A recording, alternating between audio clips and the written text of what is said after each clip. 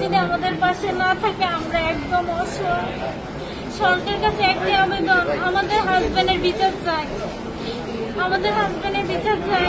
আমাদের হাজবেন্ডের এখন বিচারও হয় না কেন? 1 বছর হয়ে গেছে, আমাদের হাজবেন্ডের কি বিচার হওয়ার কোনো প্রয়োজন নাই? আমরা একদম অসহায় হয়ে গেছি, আমরা ঘর হারা, বাড়ি হারা, সব হারা। সেই স্বামীকে নিয়ে গিয়ে সবকিছু, সেই স্বামী হারাই হয়ে গেছে, একটা সন্তান নিয়ে একদম অসহায় হয়ে গেছে। এখন বোনেদের বাসায় থাকি, ভাইদের বাসায় থাকি, আমরা কি জীবনের আশা?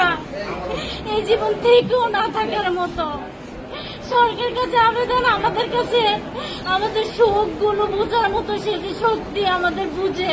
আমরা এই ছাড়া স্বামী হারিয়ে একদম অসহায়। আমার জীবনটা একদম শেষ, এত অল্প বয়সে স্বামী হারিয়ে কত কষ্টে জীবন করে, এই আল্লাহ পাক ছাড়া আর কেউ জানে না। এই ছাত্ররা আমাদের পাশে আছে। আসসালামু আলাইকুম। আমি কোঠা আন্দোলনের একমাত্র প্রথম নারী শহীদ নাইমা সিংহলার মা আইনুন নাহার। তো আমার মেয়ে 4 তলার বাসায় পুলিশের গুলিতে উত্তরাতে শহীদ হয়।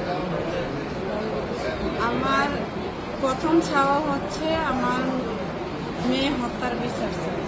আমার মেয়ের বারান্দার ভিডিও এবং আমার মেয়েকে যারা গুলি করেছে তাদের সব কিছু ভাইরাল, কিন্তু আমরা এখনো বিচার পাচ্ছি না, কাউকে ধরতেছে না। আমরা এখনো বিচারের কিছুই দেখতে পাচ্ছি না।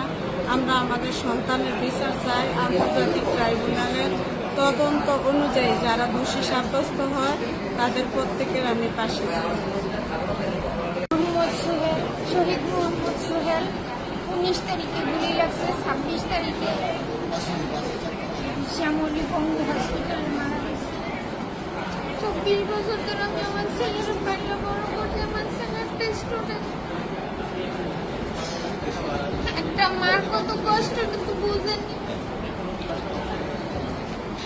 24 বছর একটা ছেলের আমার ছেলে সংসারে আমার একটা মাত্র ছেলে।